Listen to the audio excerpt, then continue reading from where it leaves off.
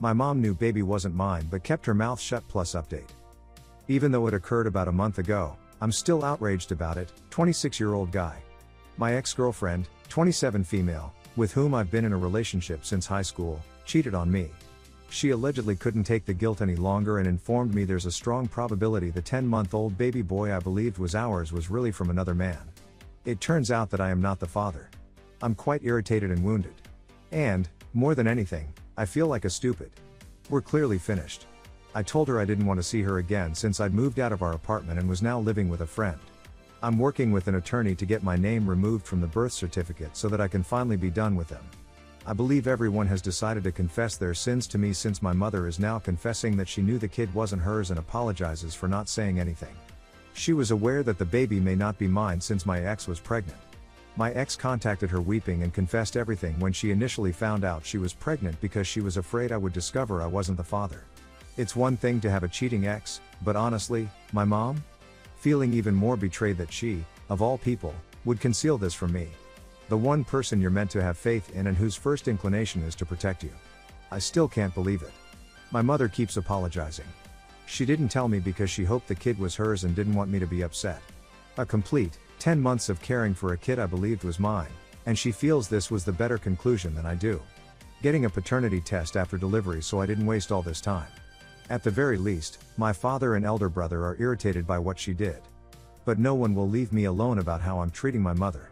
Everyone thinks I'm punishing her too harshly for this, and she felt she was assisting me at the time. That is something I must forgive. But I'm not sure whether I'm capable of doing so. To be honest, I'm not sure what I should do regarding my mother. She's always been there for me, but they seem like things I'll never be able to recover from. Any suggestions? Update: the last 2 weeks have been very lengthy for me, but with all that has happened, it seems like an eternity. It took a long time for me to recover from my enraged state. When I broke numerous objects and went on a lonely excursion to clear my mind, I felt as though the world accepted my version of events. The assistance I've gotten here has been helpful. It's a good feeling just to be heard, to be honest. When I came home, I had a long conversation with my mother. I told her all I needed to tell her, including the fact that she chose to support a cheating liar over her own child despite her good intentions, and then I stepped back and let her say anything she wanted to me. All of this nonsense about wanting to have a family with my girlfriend, about wanting the child to grow up with a loving father, about not wanting to damage me is ridiculous. Then I informed her that I'd had enough of her. To be really honest, nothing she could ever do to earn my trust would ever make me want her back in my life or stop me from seeing her as a person I despise.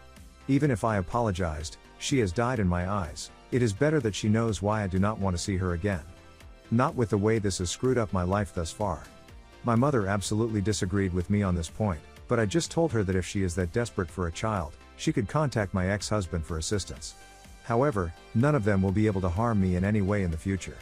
You can imagine some of the abuse I've received from other family members, but the minute I proclaimed that I was separating myself from them as well, the abuse ceased immediately. Only my father and a handful of other people are aware that I have changed my phone number. The strangest thing about it was that I felt a lot lighter after I had that conversation with her. It took a few days for me to fully comprehend and accept what had happened. My father, at the very least, is there for me. He was there to support me when I was depressed as a result of all that had happened to me. Concerning the issue with my ex-husband and his unwillingness to seek out the biological father. That was a colossal failure of a show. Getting her to do this for me required a great deal of persuading. My question was if she felt that killing me mentally and emotionally wasn't enough for her, since she was going to battle having me included on the birth certificate, while all I wanted was to be rid of him completely.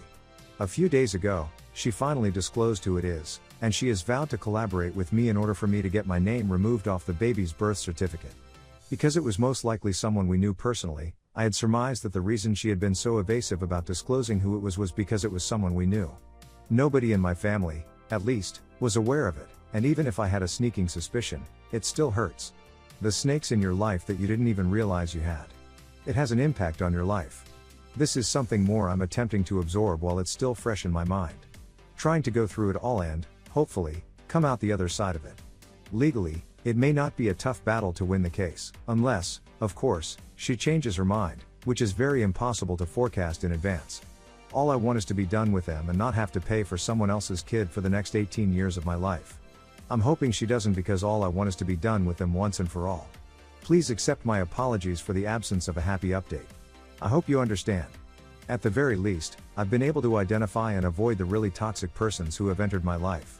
To be clear, I already have an attorney on my side who is fighting to get my name removed off the baby's birth certificate. Story 2. Last night I learned my wife is cheating on me, can't tell anyone. After 15 years of marriage, my wife and I were no longer as close, but we had a son who is 4 years old, and we are both amazing parents, and we are a really happy family in general, so we were able to go on.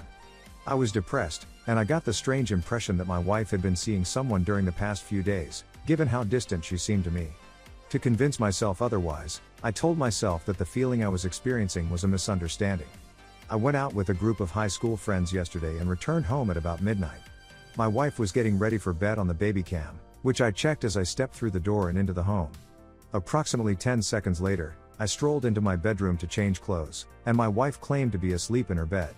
I kissed my child and made my way downstairs, and as I was leaving the room, I saw my wife typing on her phone, which I immediately checked the baby cam for.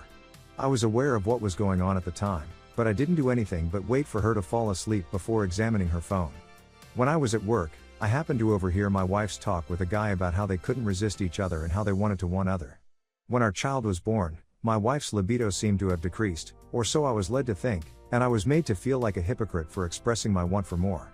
She didn't seem to have a low libido, based on the fact that she was mocking him. For the sake of brevity, I roused her from her sleep and faced her. She couldn't even pretend it wasn't the first time they'd met, and they just started talking without anything supernatural taking place. Since I couldn't sleep, I sat by my child and read the messages that had been sent to me by other people. I called the guy in the morning and instructed him to come to my neighborhood since I was familiar with the situation. Due to the fact that his wife worked at the same company as me and that they had a 2-year-old child, I was prepared to ruin his life. When he arrived, I was prepared to beat him, but he just walked up to me, trembling, and apologized. Given the fact that he didn't press it, I was certain it was my wife who had done it. In the end, I didn't hit him. Instead, I ordered him to F off and never come near me or my wife ever again. She sought to approach me and engage in conversation with me. I wasn't even furious, I just believed that this was where our 15-year marriage had ended up, and I wasn't even blaming her for my feelings toward her. She was just stating that it was a solitary blunder and that we should treat it as such in our own lives. That is why I am irritated when she says that because I am acknowledging that something has happened to me. She should, at the very least, acknowledge the wrong she has committed. I can't tell anybody what happened because I want my child to have a family. All I want is for him to have a family. I have periods of feeling strong and periods of feeling. She is now putting my child to bed, and I am writing this while feeling as if I have been hit by a truck in the stomach. Regardless, I'm expressing myself to complete strangers to get it off my chest. Story 3. My wife is divorcing me after 4 days of marriage, the full story. I met this girl at work. We started out as friends. At the time, she was dating a married man and had carried on that secret relationship for a year. It ultimately ended because he couldn't give her what she wanted. He was already married. I got to know her more and I saw a deeper side to her. We fell in love, adopted a puppy, moved in together, during COVID. Everything was amazing, our friends got along well, she integrated into my family well. I proposed to her with a beautiful ring, hired an amazing photographer and videographer, and had my family get involved with the staging of the proposal. I'm not sure when and where things went awry, but she cheated on me, with some guy she met at 24-Hour Fitness in Cyprus, CA. She went as far as meeting up with him at the beach, the same beach I proposed to her at. Who knows what else happened? It wasn't until later that I had found out that she had still been Snapchatting that married man early on in our relationship, sending him scandalous photos/videos. In any case, I had been cheated on twice in our relationship, and after the second time, we had both agreed to go to therapy individually and couples therapy. I eventually forgave her, and in my eyes, our relationship had never been stronger and we had never been happier. Here's where it gets interesting. We are a month out from our wedding, finalizing the seating chart and other little details. It turns out she had been cheating on me again. With a new guy she met at a CrossFit gym she had just started a few months prior to our wedding. I don't care about the details here, whether it was just an emotional type of cheating or physical. Note that I only found out after the wedding. The night before our wedding, we stayed in different rooms. Different hotels, even. She was FaceTiming that new guy and only got 3 hours of sleep. As for me, I was clueless to it all and having a blast spending time with family and friends that I haven't seen in a while, many family members who had flown in from overseas. Isn't that what we were supposed to be doing? The wedding ceremony and dinner reception was a blast. Amazing speeches, good drinks, lots of dancing. My wife and I had taken dance lessons to prepare for our first dance together. We even surprised our guests with a CO2 cannon. It was so fun. Until the next day. She texted me, "I need some space." 4 days after that she says, "I want a divorce." Shortly after, "I want you to move out." 1 week later, she had sex with the guy. How insane is that?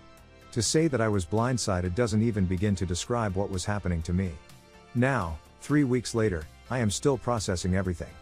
I scrambled to get words out, my emotions together. I was grasping for anything that would give me answers. It was like a cinder block was tied to my ankles, weighing me down under waves of confusion and sadness. She made new friends at the gym, people she could tell her side of the story to. Her real friends, all her bridesmaids and her family members, the ones closest to her, don't know the real story. She has lost friends over this because she continues to lie to everyone. Even though she may have deactivated all her social media accounts, she's not hiding this new relationship. Other people have posted pictures of the two of them together. Anyway, turns out I'm getting a divorce. At the ripe age of 28. Some people never change their ways. As for me, I've learned a lot from this experience. I've learned how resilient I am, the importance of family, friendship, and how deceitful someone can really be. Good luck to everyone in her path.